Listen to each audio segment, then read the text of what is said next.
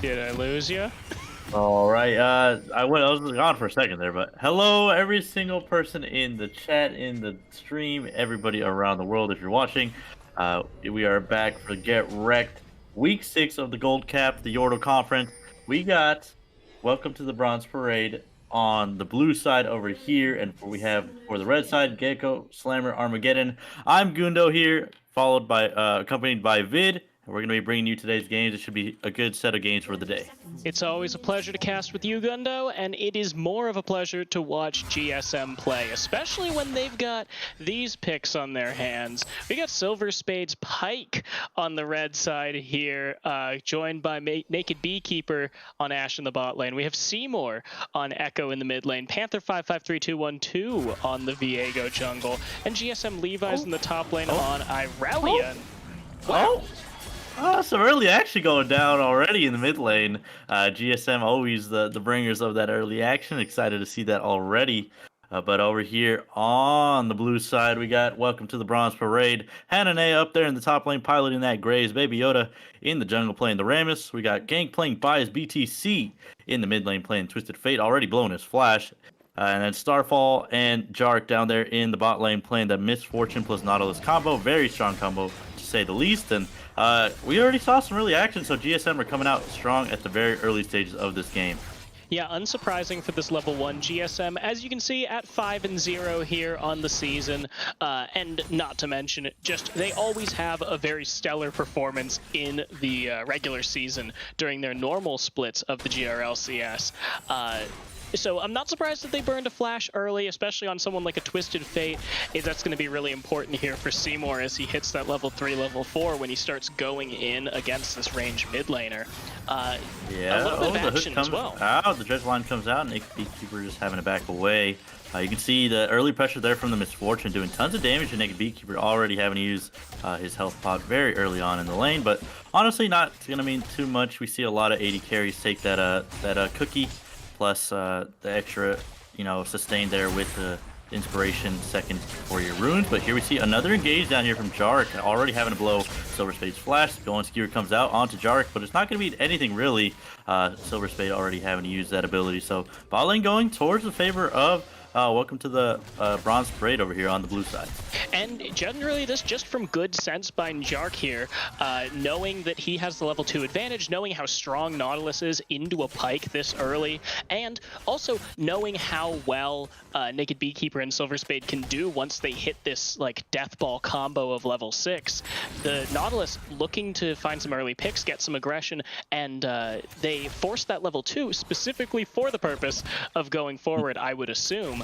And it's paying off as Naked Beekeeper is already zoned off into the back, and Yark is just continuing to go forward. Yeah, this man is relentless. This Nautilus is doing a lot of damage, but Naked Keeper trading back pretty nicely, but this Misfortune, there's so much early power. You just get so much extra move speed with the strut to reposition to get those extra auto attacks. Not to mention her double up with her Q there to do tons of damage if you do get it through a minions. But Levi's is going in here with not too much health, so we'll see if Hanane can punish him here, using those Blade Surges to stack up the Ionian Fervor. This could be a solo kill, but Hanane going a little too far into the tower, almost dies himself. So nothing really going to go on in the top lane. No flash is blown, but big trade over to the side of Welcome to the Bronze Parade for them in the top lane. So we'll see where the junglers decide to move first, as Panthers on this Viego should be pretty interesting to see. Oh, and here he is on the bot lane using that W to try and get that stun out. Does not go. Starfall has to try and get away. Does get away with that flash at the end of the day, so it's feeling pretty decent. Could have just maybe used a cleanse to try, but using that flash to just build space in between him and the Viego. Yeah, I'm impressed at the flash hold, but it looks like Nyark, he's not going to hold his flash, and they're going to go not back holding for another fight. It at all. Going in so far, the cleanse already used for Starfall. First blood going over to the Ashe as well. Naked Beekeeper and Silver Spade just going completely aggressive there. Panthers picking up that other kill as well. So the bot lane from the side of Welcome to the Bronze Parade, not on the same page there. Yeah, we always love to see how aggressive Panther gets when he wants to put his bot lane ahead. And with a Pike and Ashe, that's like the perfect time for it, because not only will that Pike snowball himself in his lane, but also both of them very good at supporting the other lanes between the Hawkshot and the Enchanted Crystal Arrow, and Pike roams. So Panther going for that early gank, he punishes the early Misfortune and Nautilus aggression. And we saw that the bot lane of Welcome to the Bronze Parade, they really weren't paying attention enough. They didn't really have the wards in place. They didn't have those deep wards to prevent the roam in by Viego. So he comes right in, gets the flash from Starfall. I do want to give some kudos to this Misfortune. That was a pretty good flash hold.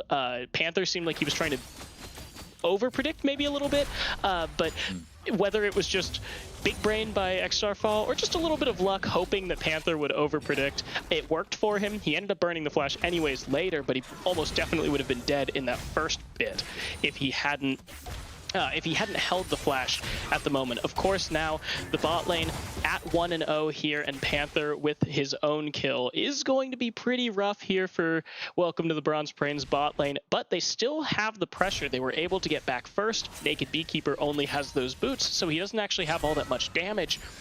Starfall and Yark will still go very well in these early trades. They just have to continue to put pressure on until they hit 6. And something we didn't get to talk about is the top lane. Yeah, the top lane is going real bad for Welcome to the Bronze Parade right now. Hanane getting real low already, but Levi's is here. But here is GP buys BTC coming in with the clutch destiny to come across the map and save his top laner. Props given over there to Baby Yoda there, being in the right spot to counter that engage from Levi's. And Levi's not really realizing that, you know, the TF can just show up out of nowhere and where Baby Yoda was at all. So it ends up costing him his life, but at the end of the day, kill on the Graves isn't going to be the most. Will go pretty good in his favor, though, in that top lane, give him some extra pressure, give him a little bit more ability to trade against this Aurelia, as Aurelia is just one of those insane 1v1 champions. And Levi's already piloting it pretty well, going for that all in there, but just didn't really realize where the rest of the enemy team was, and it ended up costing them. But now we're seeing the rotation here from the red side, from GSM here onto this Mountain Dragon, getting their first one on the board. We'll see if Panthers and the rest of his team can start to stack those up and go towards that soul at the end, or at and around the 20-minute mark. Yeah, fairly early Dragon here. Got about 7 minutes and 10 seconds when that was taken, so they're doing okay. GSM doing okay. They do lose their top laner, but good heads-up play. They're going to react, and they take that Dragon. Gangplank by BTC had the teleport, but just in general, he was slow walking back to his lane, so being at a man disadvantage, Welcome to the Bronze Parade, didn't feel comfortable going and trying to contest that, especially with Panther being so far ahead of Baby Yoda. Look at the CS difference here. It's a 24 CS diff plus a kill.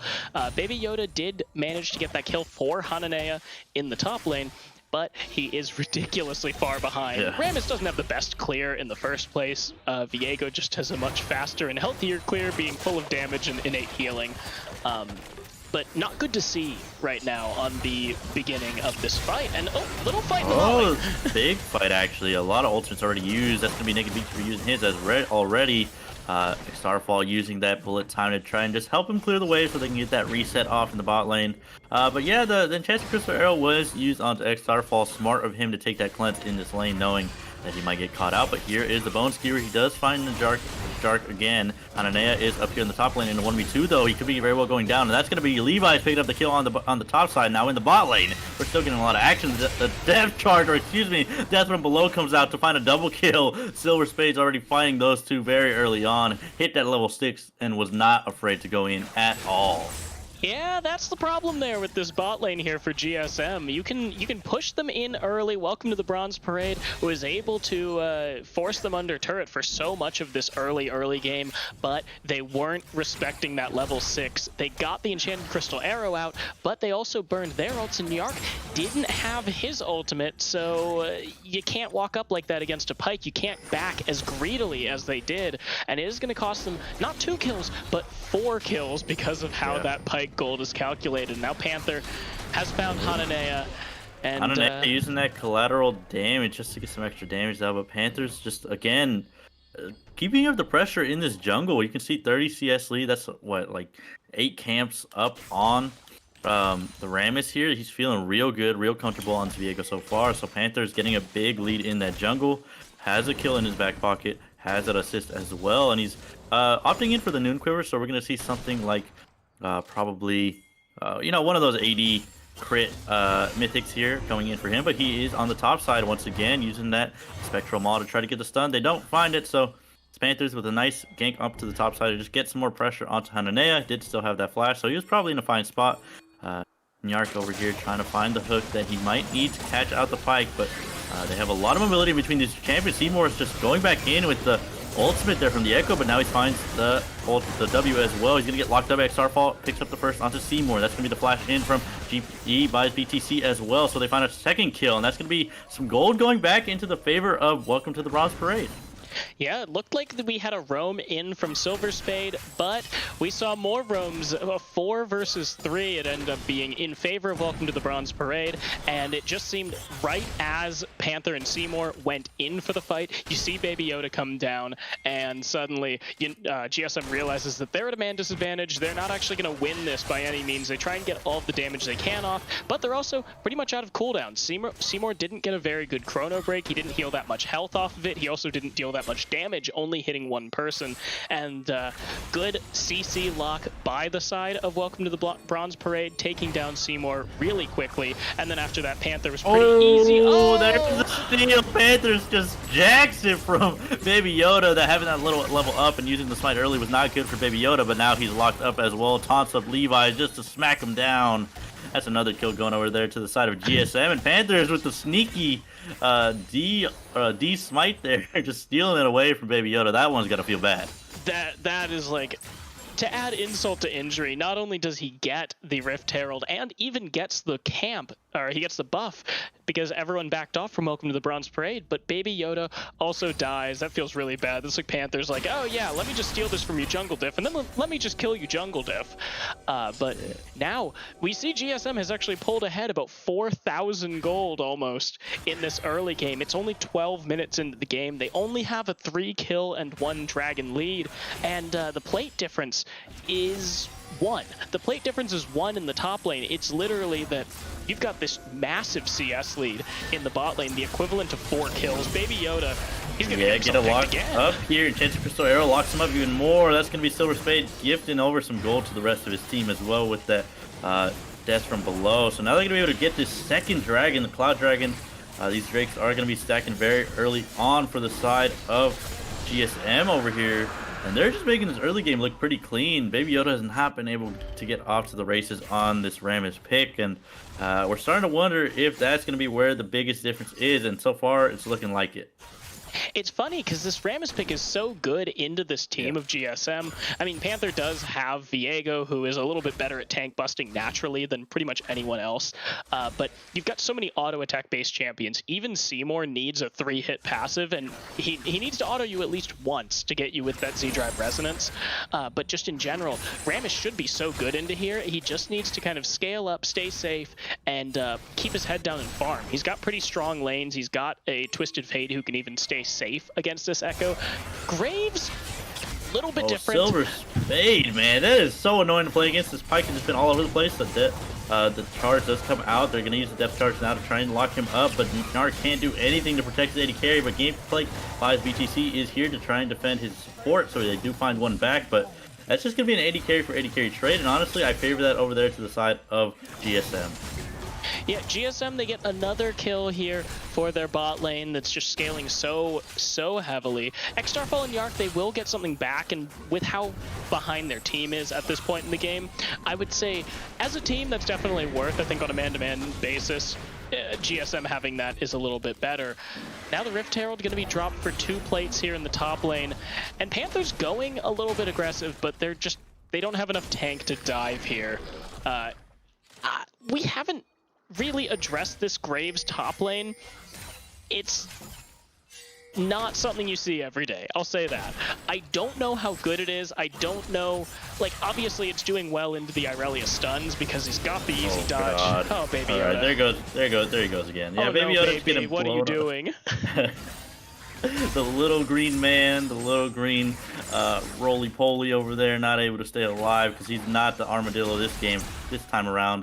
Just getting completely squashed there by Panthers, and Seymour, they find that parallel convergence in the mid lane, able to make it look real easy. And going back to your Graves point, I think we saw one game of this in competitive of the Graves top, and Starfall, though, is in a real bad spot. The death from below is going to come down and smacks him down. pulls that X sign over his face and just ends him, gets that gold back in his AD carry's pocket as well. But yeah, going back to this Graves pick, I think we saw it once in pro play, and it was like Fudge, and he got smacked on it for Cloud9. So we'll see if Hananea can actually do something on this pick, but right now it's not looking like the best pick for the side of Welcome to the Bronze Parade. Right now, GSM just completely taking over every single lane. That bot lane looked good for the side of Welcome to the Bronze Parade at the very first level, at level 1. But after that, it's just been going completely downhill. So really going to need to stop that bleeding if they want to stay alive in this game. Welcome to the Bronze Parade need to stop this snowball from the side of GSM. And right now, Nyark is just in a 1v2 trying to fight these two off. And they still have a lot of damage. Oh, okay. So I was about to make a comment about how, you know, not respecting the bot lane of GSM, especially when they're this far ahead, it gets you killed. Somehow, they manage to live. Not only does Nyark, he loses the turret, but he stands under there, soaks a bunch of XP, and gets in GSM's face. He's like, I'm not scared of you, man. You're going to take my tower, but you're not going to take my freedom. XIV and Hananea are going to come in, and GSM, they're smart players. They know to respect that man difference, even though they are very far ahead in kills here in this bot lane. When I was talking about the... Okay. Oh, the hook onto Nyark. Oh god, Silver Spade has just been on fire, and Chase Crystal Arrows to block up an X-Starfall, but he's not going to be able to do any damage at all. Can't even kill the Pike. Panther's on the other side, taking down Nyark as well. The bot lane just gets destroyed from Welcome to the Bronze Parade. Not able to stay alive at all. And the side of GSM feeling real good, even after baiting that whole interaction out. So, as I was saying, GSM's bot lane is very strong, and when I was talking about the gold difference in kills, it was only like a 3 kill difference on the scoreboard. I wasn't respecting Pyke's gold diff. For every kill he gets with his ult, which is all 4 of them so far, he gets 3 times the gold, because he takes the gold for the kill that he gets another cut, and he gives another cut to someone else. So it's a lot of gold. It's a 7,000 gold lead here. There's 18 seconds until this dragon, which is going to put them further ahead because Baby Yoda is still 2 levels down on Panther. And just across the board, I do want to commend the Graves top pick. While it is unconventional, while it didn't go very well for Fudge, and while he may be solo killed here. Yeah, he might just get destroyed. The collateral damage, not even able to do any damage. GSM or Levi's up there in the top lane, just able to dodge over it with the Blade Surge. Now the third dragon going to be stacked up here for the bot lane, but yeah, going back to that Graves pick, it you know, it's been doing its job CSing in the top lane, but it's just not really that impactful of a pick. And now we can see Nyark caught out as well. Silver Spade has just been on fire, but that's an interesting interaction. Gets pulled over there with the dredge line. Gets away at the end of the day. I mean, you know, as of a minute ago, I was gonna say that Graves is doing a really good job against Levi's. And I think at this point, the bright spot on the team of Welcome to the Bronze Parade is Gangplank by his BTC. He has just kind of kept his head down, farmed up. He's even with Seymour, and we haven't seen much action in the mid lane from these 2 mid laners. Unfortunately, that's not really where Twisted Fate wants to live, because he wants to roam the entire time. But I think staying even in lane against one of the stronger laners on an assassin here is good enough. It's just the rest of the team just needs to pick it up a little bit. They have a lot of potential to come back into this game. They have a lot of late game scaling. Silver Spade might be caught out, but Rammus with that power ball not able to do anything. Baby Yoda just having to flash away. Oh god, that's another flash blown there. Not gonna have that for the engage. Still has not even finished up his first item. And you know, we were talking about this TF and how GP by BTC is doing pretty good for himself in that mid lane, but he's opting in for a more supportive build, going to that GRLCS battle song, but because he's seeing a shutdown here, it is going to go over to XRFall. Silver Spade just playing a little too close to the flame there. It goes down in the end. Baby Yoda might be caught out though with Seymour here, but GP by BTC is here, uses that Destiny to get over to him, but again, this is just meaning a whole lot of nothing here for the side of Welcome to the Bronze Parade, and now Nyark might be caught out as well. Yeah, Nyark, you can't move that far up. I mean, you know how strong Naked Beekeeper is. God, you've died to him 3 times already. And even with Silver Spade down, even with that pick having come through, you can't do that because you're going to get slowed by Seymour, you're going to get slowed by Naked Beekeeper, and your team just isn't strong enough to support you. If he had landed that hook under turret, I guarantee he would have been dead, and it would have just been like missing pings all over the board from GSM as they like, you know, just take a free kill on this Nautilus. I think welcome to the Bronze Parade. They have a lot of potential to come back into this game. They've got a lot of playmaking tools. They have that Rammus taunt. They have just Graves damage and TF roams, but they just can't get too hypey. They have a lot of potential, but their problem will be going for too many things. Yeah, going for too many things can definitely cost you the game even more, and we've kind of seen it. Tried to make those plays on the top side. Really have only been able to do things up on that top side with the Destiny, and finding that kill earlier in the game with XIV and Yark when they did turn that 2v2 play. But oh god, Baby Yoda just getting destroyed. This is definitely your Baby Yoda from the Mandalorian. Not strong at all, not using the Force at all just yet. So now the Rift Tail is going to be used in the mid lane. They're going to be using that to push there onto the second tier tower in the mid lane. Not going to be able to get that second charge though, as the 3-man squad from Welcome to the Bronze Parade is defending. Silver Spade on the flank here, might be able to look for something. Yeah, good. You know, good heads up by Gangplank by his BTC. I don't get the GRLCS. I don't understand what it does for Twisted Fate, but putting that aside, I mean, he did good there. Like, having that gold card, you have the indicator for when Silver Spade is going into that deep dive, so you can see it. He immediately locks that gold card, but the problem is, no matter how well you play as a TF, trying to zone off the enemy pike, that team can just do that. You're just one man. So GSM will just take down this Baron uncontested. Welcome to the Bronze Parade. They are 12,000 gold behind. They know they can't do anything about this. And now with the Baron in pocket at 21 minutes, with that final dragon potentially coming up for GSM in 50 seconds, they're starting to choke this one out. They've been playing for a little bit. They've been playing it nice and smooth. The kill score is only 14-5, which is kind of surprising given how dominant these champion picks could have been. Yeah, Levi's might be caught out here. XRFall just going in real deep, and Chance Crisper comes out. XRFall just blown to pieces by Silver Spade with that death charge, or excuse me, that death from below. The death charge now comes out onto Levi's. Going back in, they want to find one back. They do find it, but there is the Heartbreaker there from Panthers, able to do that to kill off the support there from Welcome to the Bronze Parade. The hook lands from Panthers, using that Nautilus to hook him in, and Anea now picks up a second one. Heartbreaker comes out now, playing as the Graves, man. I didn't think Viego would be this hard to cast, but it's hard to keep track how close to file, like how weird those interactions are.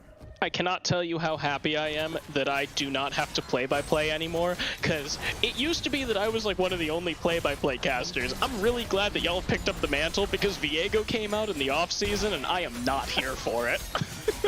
Yeah, man, I wasn't even keeping track of his abilities at that point. Didn't really know what was going on, but we could be seeing Baby Yoda going for an engage here. Gangplank by BTC is here on the side, trying to find that gold card. Flashes in now to find Panther. The hook comes out as well. They find the first one. That's 1,000 gold going into the hands of X-Starfall, but now Baby Yoda doesn't want to be too over here in the mid lane, trying to do a little bit more to keep his team in the game, but Naked Beekeeper picks up the kill onto him. Not able to do anything at all is that little baby Ram is, again, not able to do anything. And you know what? I'm not even going to comment on what I just saw in that Dragon Pit.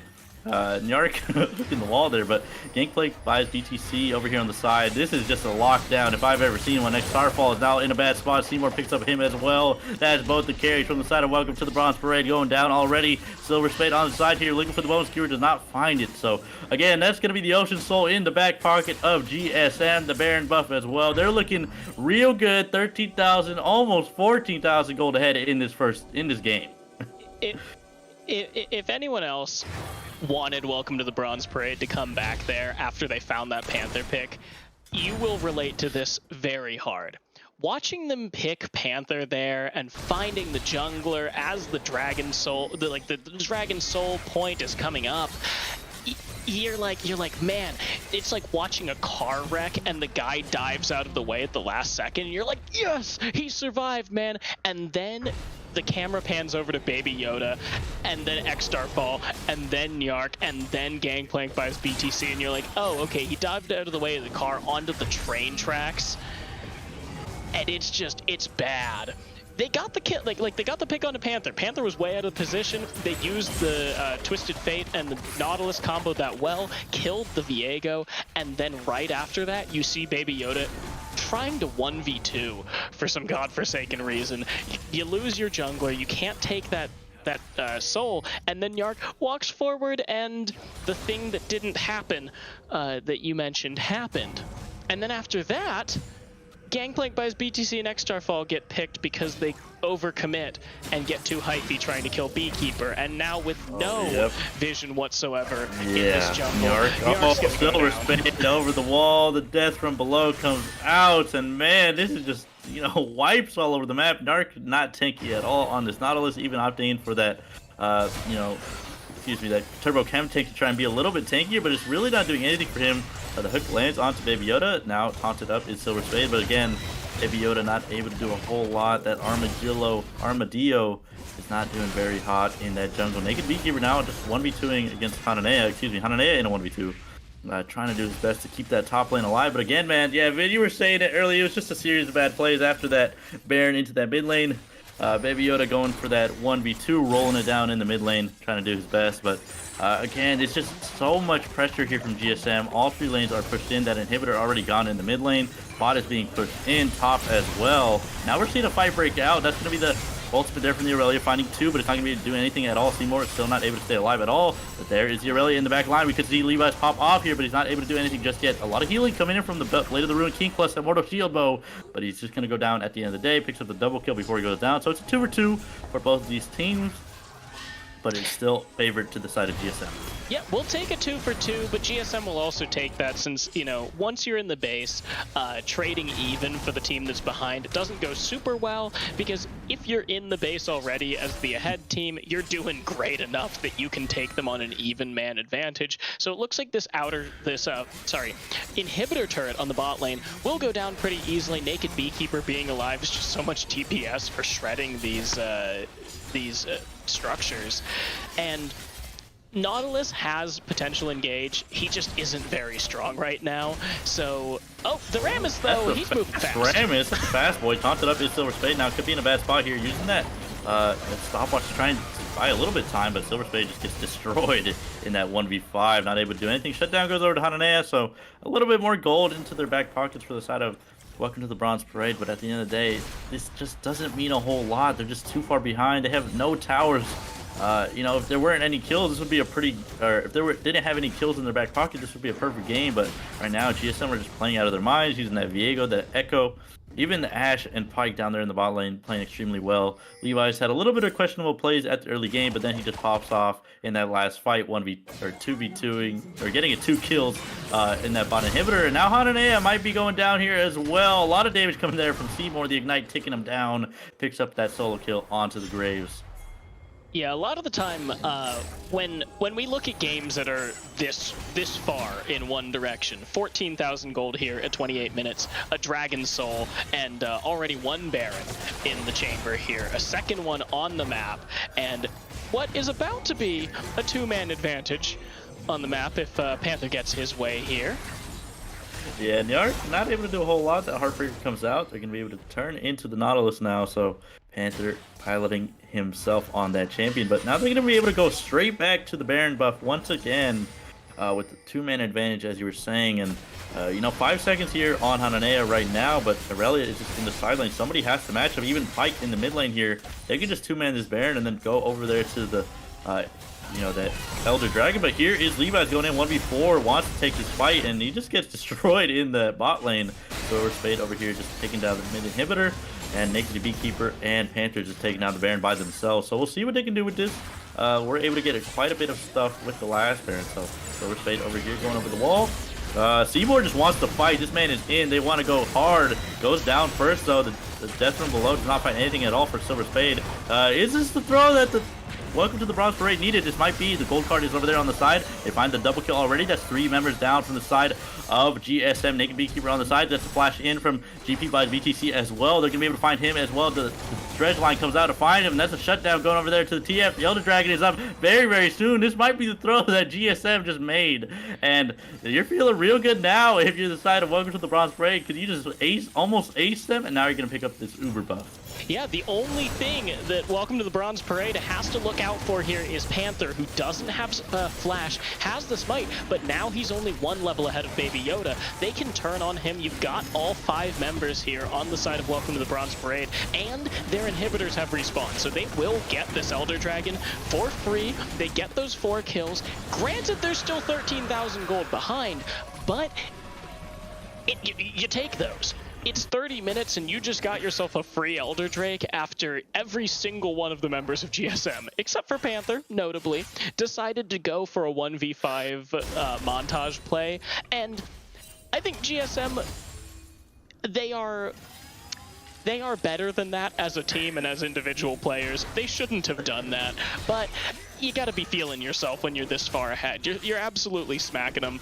And so GSM, they go a little bit too far forward. They're like, yeah, we've got the Ocean Drake in our pockets, but there is Grievous Wounds on the side of Welcome to the Bronze Parade. All 5 members have it, so that Ocean Drake doesn't mean all that much. GSM will die in the enemy base, and now only 13,000 gold ahead, and with all of their Baron buffs, sans Panther down. Welcome to the Bronze Parade does have some major fighting power here in this Elder Drake. They just have to, again, not go too crazy. Yeah, the Speedy Ramus goes on a Silver Spade. I'm interested to know why he's going to go on to Seymour over there on the side, though. But now he has Flash over the wall. Baby Yoda could be in a bad spot. Gets over it with the Flash, though, so he's fine. For now, Panther's going in with Spectral Maw to try and find something. But again, yeah, I don't know if you ever, like, you know, Scrooge McDuck and how he jumps into the gold pits. That's kind of what they did, and they just broke all their limbs. But now, Hananea goes down first. Seymour finding the first kill onto them. Baby Yoda goes down as well with the death from low. GSM Levi's is over here on the side. That's a double kill for Seymour already. Now he's trying to look for some more damage. Uses that Chrono Break to go back into position. JP flies. BTC is able to go down as well due to the Pike. That's going to be the double kill for both of these guys. The triple kill for Seymour. You know, we were talking about how GSM might have just thrown the huge lead, but honestly, there was no real doubt. They were still about 10,000 gold in the lead. Yeah, GSM just is playing better League of Legends here. Even when they make a bad play in the moment, they're still better players. They're still playing with better fundamentals here, and they will secure their victory after a little bit of a heart stop over Welcome to the Bronze Parade. Yeah, GSM gonna move over here to 6-0. Feeling real good to start this split off. Week 6 is already on the board, and it should be another good set of games coming up here shortly.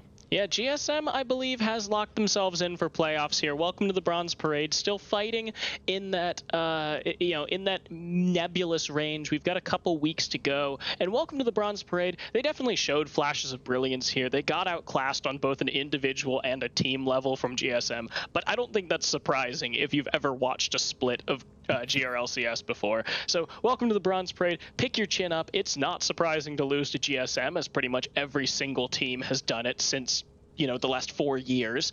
But that is all for our first game. Don't go anywhere, because we do have a second game for you. It is Glacial Esports Omen versus the other team whose name I can't remember. Is Washed Up Gaming. Yep. All right, so don't go anywhere. We will be right back in just a couple of minutes, so sit tight.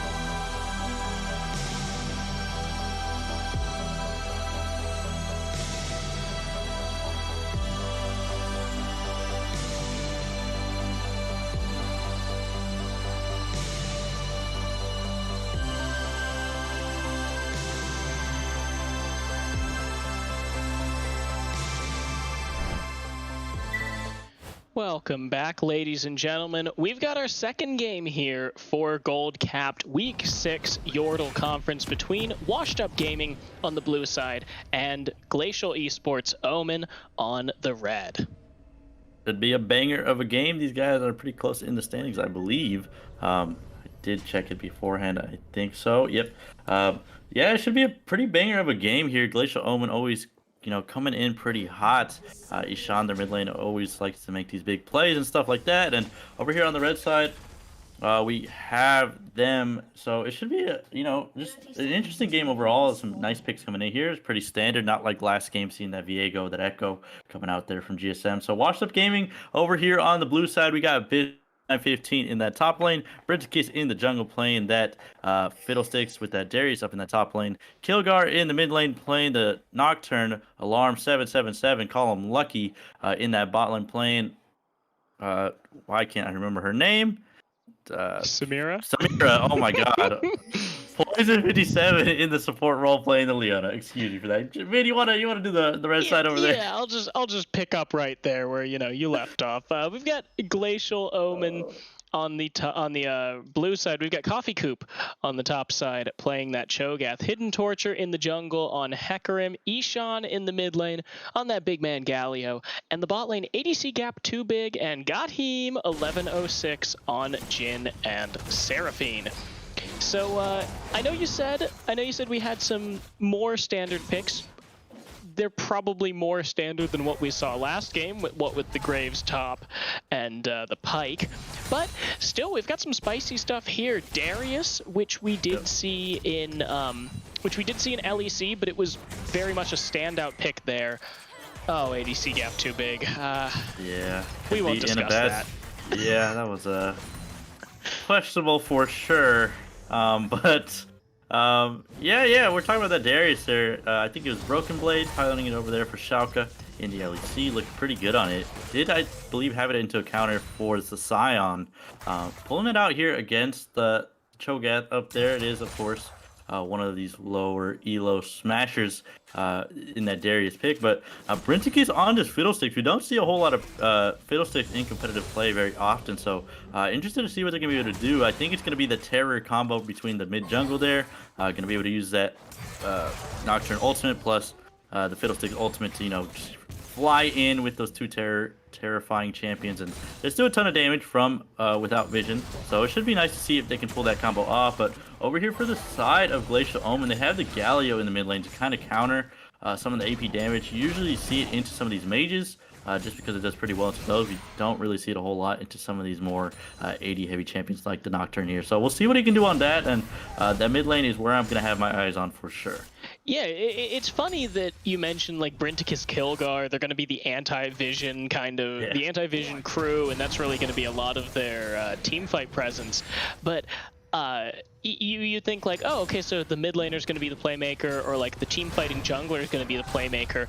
I'm actually looking at Poison 57 here for this mid game as it comes up, because a Leona, yeah, she's a playmaker. Yeah, she's got that solar flare. But more importantly, I think the vision game is going to be what makes or breaks Washed Up Gaming here. If they've got good vision game, then they can get Brinticus to engage. Once you've got all of those fears on the enemy team, suddenly you've got Kilgar to come in, and business time. We saw what a Darius could do to G2, and wow. Yeah, Gotti might be getting got here. The flash in from Alarm 777, excuse me, that's from Poison there to find his stun there. Oh, but Alarm might be going down as well. Gotti is in a bad spot here as well. ADC gap too big. Does find the Deadly Flourish this time around. Is going to get that crit on the last auto there from the Jhin there as well. So that was a fat trade down there on the bot lane, and surprisingly nobody went down. Yeah, I'm sitting here like, oh, they're gonna turn off in a second. They're not gonna get... No, they just keep going. Both of these bot lanes, absolutely crazy. I guess that's what happens when you've got like this pick bot lane on the side of Glacial Omen and gank in the top lane. Hidden Treasure is over here on the red side, breaking down business time, meaning business up there in the top lane so far. And Hidden Torture getting off the map early. We haven't seen Brinticus do a whole lot after blowing that flash very early on. So I'm interested to see if Brinticus can really match the Hecarim, because The whole reason we see a whole lot of Hecarim is it's very meta. It's very strong, very standard, can clear extremely well. You know, Fiddlesticks can also clear very well, but you can't get the same amount of pressure there in the early game from the Fiddlesticks. Your gank potential is just not there until level 6, so it's really going to be up to him to power farm to try and hit that 6 early because we already saw it up there in the top lane. Business time almost went down because of Hidden Torture's pressure up there towards that top side.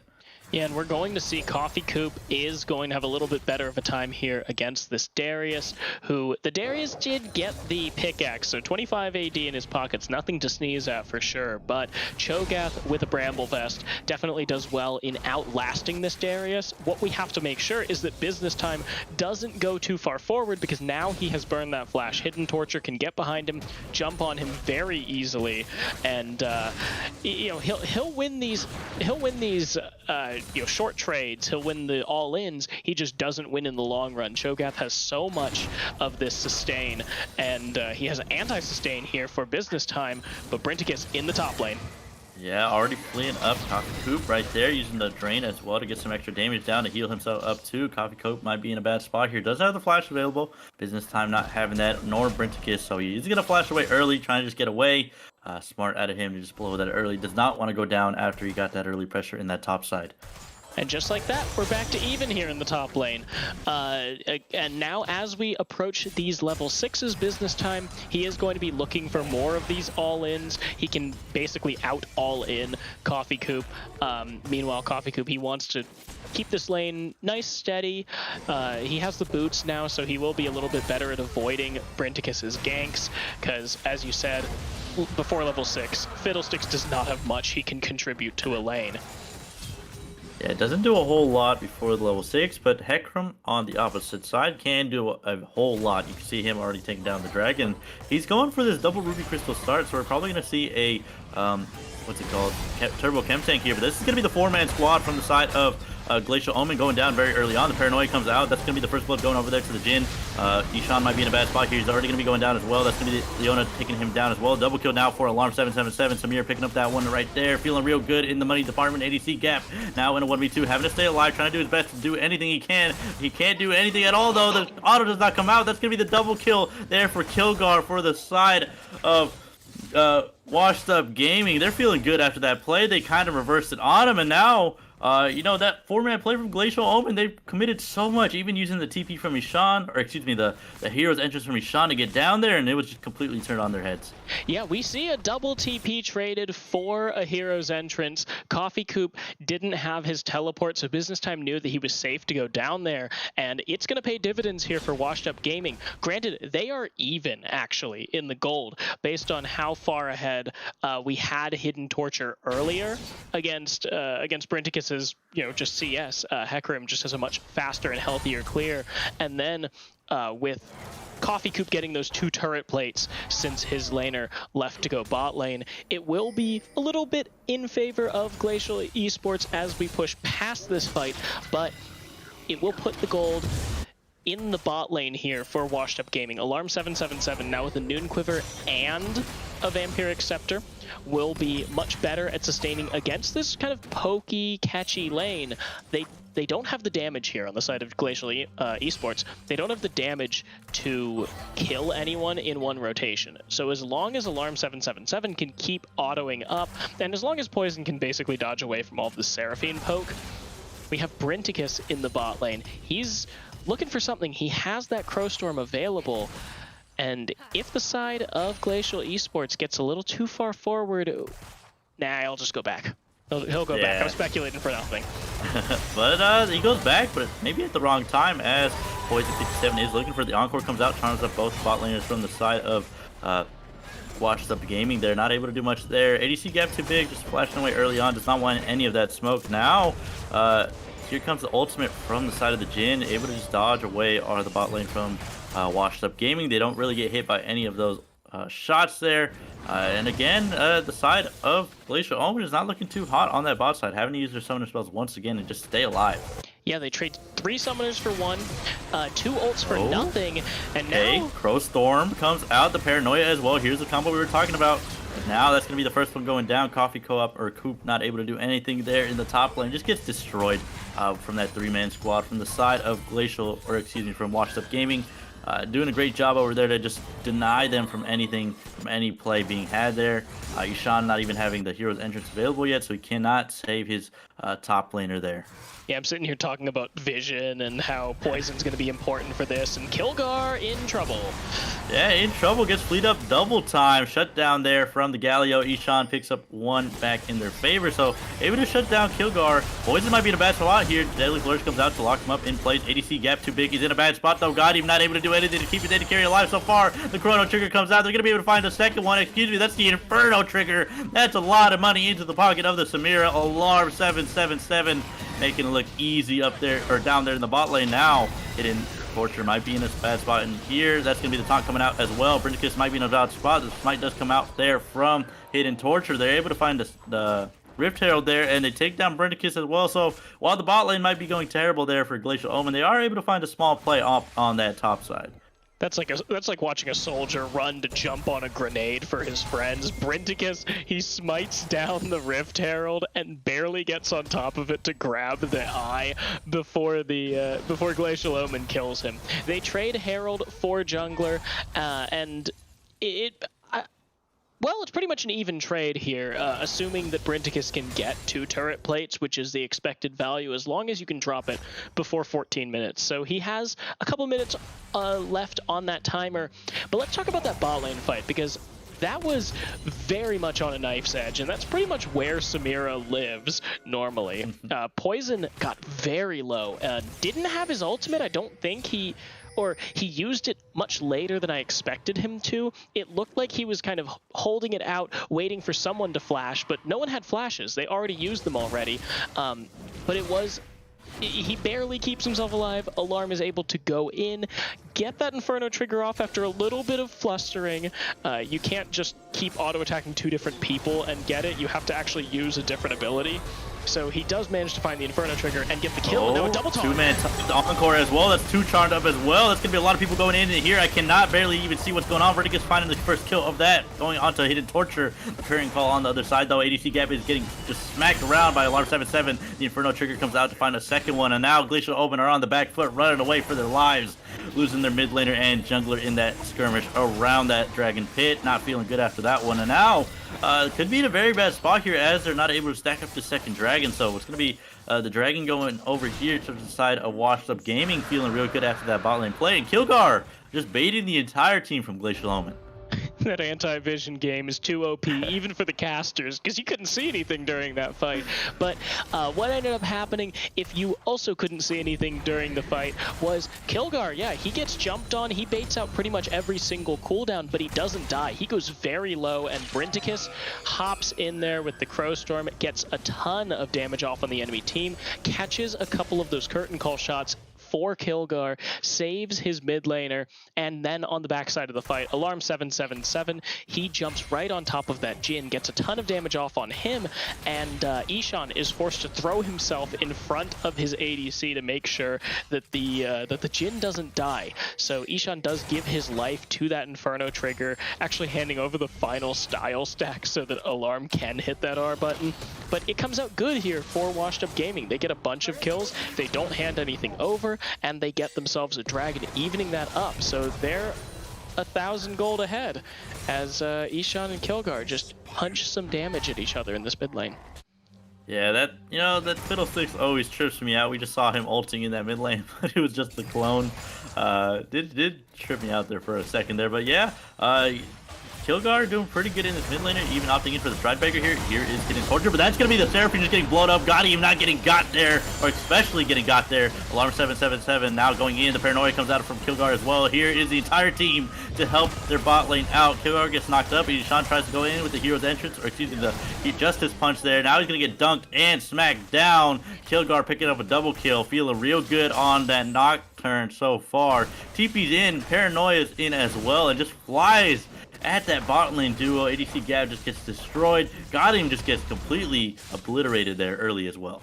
It feels like a battle of the globals here. We had a teleport, a Paranoia, a hero's entrance, and at the end of the day, the team that committed more globals gets the win there. Hidden Torture came into that bot side, but Alarm is so strong at 5-0 and 5 now. He already had the the Immortal Shield Bow, which is just more than enough damage to just tear right through Godheim. So they take down the Seraphine and basically make it a 2v2 even before Kilgar presses R. ADC gap too big, barely gets away. He has the flash available, but he never has a chance to use it because Kilgar just paranoias right on top of him, secures that kill for his team, and then after that, Business Time is in there to perfectly yank Ishan with the Apprehend out of his Justice Punch. So not only does Ishan not get the knock-up as he jumps into the fight, he also cannot get out because he doesn't have a knock-up anymore.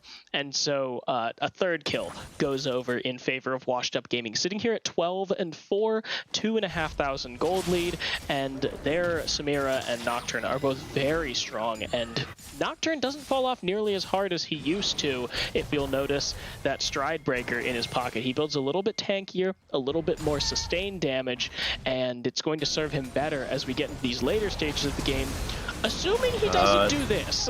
Yeah, didn't get the flash over the wall, and this three-man squad from the side of Glacial Omen aren't going to be able to take him down. Ishan getting that gold in the end, and honestly, all members from the side of Washed Up Gaming are quite scary. Even that Nocturne in that 1v3 was almost able to stay alive. If he got that flash over the wall, maybe he could have done it, but Kilgar not able to get over Fat Fingers over the wall. But there, yeah, every member on the side of Washed Up Gaming is quite scary. You would really only think it's the Fiddlesticks according to his lore, but all these guys over here, Alarm, very, very strong. Even the Darius, even though he's not completed an item, can still just dunk on you, dunk on your head if you give him the opportunity to. So Washed Up Gaming doing quite well at the 16-minute mark here, even posturing around the second Rift Herald just to use it to get some extra plates, or excuse me, some extra tower damage to push down one of those, either that top tier one or that mid tier one. But we'll see what they end up opting into here. I don't think we're going to see a fight anytime soon, but overall I think the side of Washed Up Gaming has been playing very well around the Rift Heralds on this top side, and especially that bot lane is getting the better of the bot lane of Glacial Omen. Yeah, Samira, she is absolutely smashing here against Jhin. I'm kind of wondering what happens as we get later into the game, because Cho'Gath has not been able really to join any of these team fights. Oh. Ishan getting his Justice Punch canceled there by Kilgar, just walking up, stepping up on him. So the four-man squad from the side of Washed Up going to be able to get that pressure, get that tower down in the mid lane as well. Now they have control over this Dragon Pit. Yeah, I was gonna say like a little bit of a confusing drop of the Rift Herald there for Washed Up Gaming, but as I see them turn onto this dragon, it's very clear what they're doing. They want to get this dragon advantage. They are going to be able to cut it down pretty fast, and Kilgar still actually clears fairly well between the Umbral Blades and then the Stride Breaker. He's able to take down almost all of these minions. Unfortunately, it won't be enough to keep the side of Glacial Omen from taking the turret, but it's a dragon and a turret for just a turret. They had to commit the Rift Herald for it, and I think there were better uses for that, but in the moment, I think Washed Up Gaming, they do make a pretty good play here, and it just, you know, didn't go as perfectly as they expected. Now, I'm interested. Oh, there we go. The paranoia comes out. Noxian damage is coming down from the Darius. Business Time means business this time around. Uses that Noxian guillotine to find some extra damage. Is not able to get that execute off, but Coop honestly just brought two members up there and stayed alive. So feeling pretty decent after that one. Even gets the two ultimates from the Nocturne and the Darius. You know, and I think we haven't been giving a whole lot of attention to the top lane just because, you know, kind of these two meatballs fighting against each other on this top side. But Coop has been doing a pretty good job just holding his own against his Darius. Usually the Darius is used as one of these counters into these tanks just to melt him down, but Cho'Gath is just very good at soaking up that pressure. And while they might be down in the Dragon department for now, I feel like they do scale quite a bit at the later stages of the game. They have that Jhin, they have the Seraphine, not to mention Cho'Gath's infinite scaling with his ultimate there. So we'll see what they can do if they can hold out to, you know, 30-minute mark and get some more stacks on that Cho'Gath and get ADC gap too big and got him to an item breakpoint where they are very comfortable. So we'll see if they can do that, but for now, Washed Up Gaming still quite in the lead. Has, you know, slowed down a little bit. Only about 1,000 gold now is separating these two teams as the, you know, the towers have been evened up, but still Washed Up Gaming feeling pretty good. Yeah, I'm looking forward to seeing how Glacial Esports does in these middle stages of the game. We were talking about we were talking about how once we get into team fights, it's going to be more important for vision control against this Fiddlesticks, and then how who's going to be engaging these team fights. Is it going to be the catch from, say a Seraphine Encore to kick off a team fight in earnest, or are we going to be seeing more paranoia picks, or just a single man like Leona solar flares? If Washed Up Gaming can find picks on their terms, if they can get these against Jin or Seraphine or even Ishan, since he's going, he's much more of a magic damage kind of fighter. Paranoia comes out. We could be seeing Coffee Coop going down here. The Paranoia comes out, but that's a lot of damage. That's a very tanky guy. Encore comes out that finds 3 members. That's going to be them getting knocked up as well. Got him, picks up the first one. Every single member from the side of both teams is here fighting down, getting their damage down. Double kill now for the Galio. Ishan finding his one back. They're able to find a second one. Hidden Torture picking him down, taking down Business Time. And now that's 4 members down from Washed Up Gaming. And now the side of Glacial Omen are going to be able to pressure onto this Baron and most likely get it. Man, when I said find a pick, I didn't mean on the tankiest damn member that there is, with a Seraphine who has Moonstone, with no anti-healing on your side. That's pretty much what went wrong. Washed Up Gaming, they found a pick, but the pick was a Cho'Gath walking alone. He's got an absolute metric ass ton of resistances, and he was able to survive long enough for him to walk over to his team, where he then continued to heal, and just after that, the team fight went all pear-shaped here for Washed Up Gaming. They lose 4 of their members. They hand over this Baron to Glacial Esports, who is now 4,000 gold in the lead. Way to go, Glacial Omen. You are, well ahead in this game now.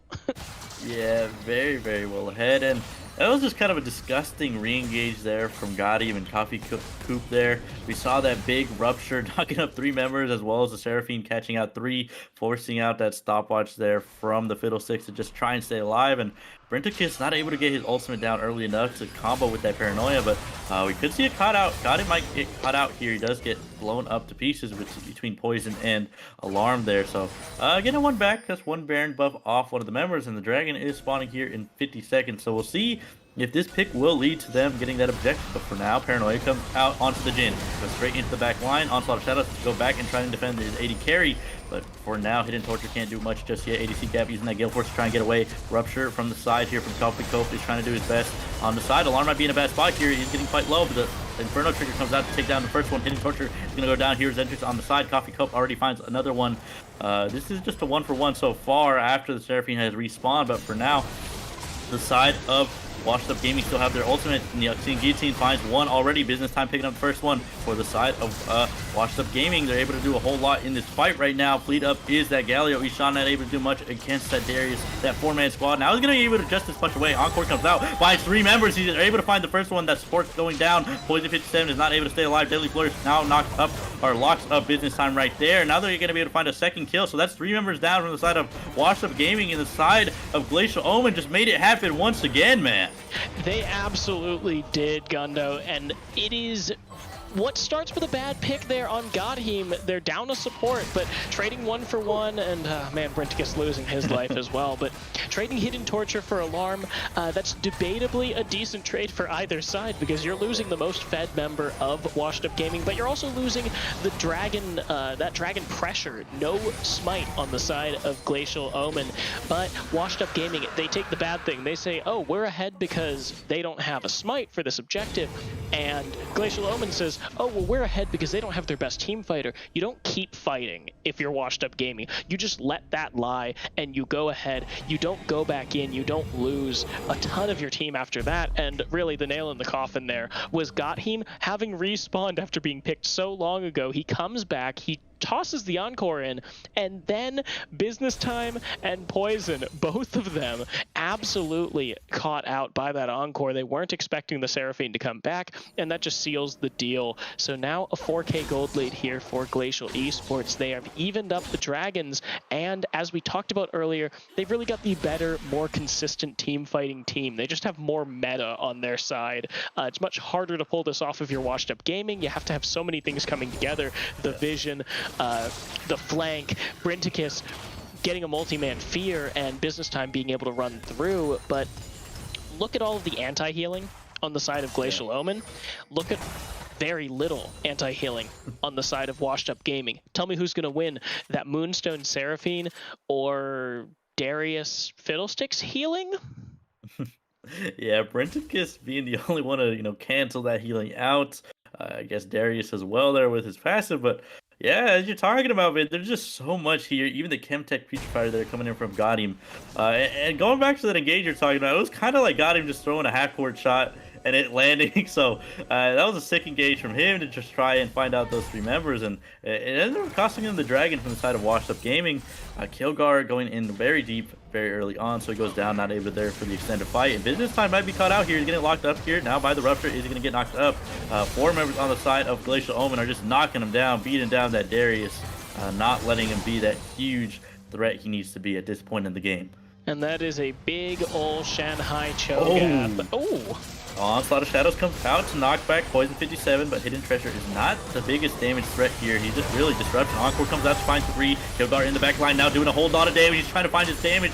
Here is a whole lot of stuff coming out from the side of Glacial Omen. They're able to find a little bit. Hidden Treasure, or Torture, is still alive somehow. Now it's just a Cho'Gath in a 1v4. Coffee Cop already picks up the first one. Now that Samir is going to get the shutdown onto him as well. Ishan trying to make some heroics happen here with the heroes. The Justice Punch there to try and go in and find something, but Kilgar is just running him down.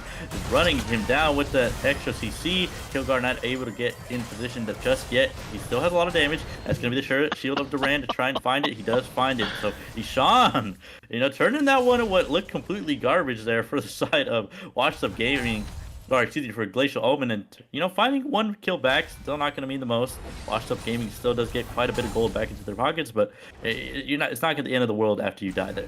No, it's not the end of the world by any means. Washed Up Gaming, they find the team fight that we were talking about. Brenticus manages to make it over the wall, finds a multi-man fear. They get a lot of damage off. They basically nuke all of the squishy members, and suddenly it's only Coffee Coop left. Alarm, when he finally comes in, they're able to cut him down. He's really the only good DPS. Kilgar can do his job, but Nocturne is still Nocturne at the end of the day. He's still, he's still much more of an assassin than he is a full-on fighter bruiser. So Alarm is able to do that a little bit better, and Coffee Coop falls. However, Ishan coming in, making the hero play. I thought he was just going to do, like, another heroic sacrifice, just die in solidarity with his team, but he ends up finding Alarm after Alarm gets a little hyphy, gets a little too Samira-y, goes into the minion wave, is, we were talking about the anti-healing. Oh, Kilgar. Hidden Torture just knocked him back, waiting out that spell shield. Now Kilgar could be in a very bad spot, gets knocked up, locked down. Hidden Torture picks up that kill onto him. Going in with the Onslaught of Shadow, using that Turbo Chem take to just fly straight into the back line, waiting out spell shield, and then using the 2 CC abilities he still had left to just knock him back into his team. And this could be another Baron here for the side of Glacial Omen, as they've just taken down the mid laner here. Not even any contest here from the side of Washed Up Gaming, so it's probably going to be a free Baron here. They just have so much tankiness, a lot of damage here. They might do the Baron a little slow, but when you're not taking damage from it, it does not really matter. Yeah, missing your major engage there by Washed Up Gaming. The paranoia to come in is pretty important, and they're not even going to try it. They don't want to fight 4v4, especially with Coffee Coop having the teleport to make it a 4v5, but they do want to contest this dragon. They're waiting for someone to come in so they can find a pick. If this is Cho'Gath, and if Cho'Gath sees them all, it may be a little bit harder for them, and they may have to actually seed this, since Glacial Esports has that Baron stat buff, sitting on them. They're cloaked in purple. They've got the damage and the extra gold in their pockets. Not to mention, there is a 3-level difference between Hidden Torture and Brenticus. Holy moly, I did not look at that at all early, but that's a 40 CS diff and a 3-level difference. So that's like 180 damage on Smite that Hidden Torture has. Yeah, not to mention Coffee Coop. And a team fight coming out. Yeah, the team fight just going straight into position. Paranoia comes out, so they cannot see what's going down. Encore comes out to land on 3. ADC Kev already feels down and kills Brinskis. Business Time is in the back line, though. Tries to get onto the Jhin, not able to do it just yet. Finds a double kill. Now the Jhin. ADC gap too big. It's making this gap way too big, turning him down, but the rest of his team is here to support him. Make that a triple kill for ADC gap. The ace now comes out for Glacial Omen. They made that team fight look so clean. Only their support going down. The big sacrifice there from Godim. even Poison 57 leaving the game here for a second. But that was a great fight from Glacial Omen. They just played behind their tanks, kept ADC gap too big way far in the back, and they just made that look easy. Yeah, ADC gap too big, standing behind there with the curtain call. Huge moves there. Kilgar wasn't able to see him. He wasn't able to paranoia on top of him. He actually had to go in kind of the midline of the fight there and go on top of Ishan and got him. Meanwhile, ADC gap, he gets all 4 shots of that curtain call off. He's able to come over the wall. Business time, I believe, even flashed the wall to blast cone the 2 of them away and try and get ADC gap too big out of the fight. But really, that's what happens when you're fighting against like a Nocturne Fiddlesticks in a team fight, and you've got the vision advantage on your team. It goes so well for Glacial Omen here, and they don't lose a single member, so they are still wearing purple for the next 45 seconds. They've got that extra dragon. They are on this soul point here, and they're 8,000 gold in the lead.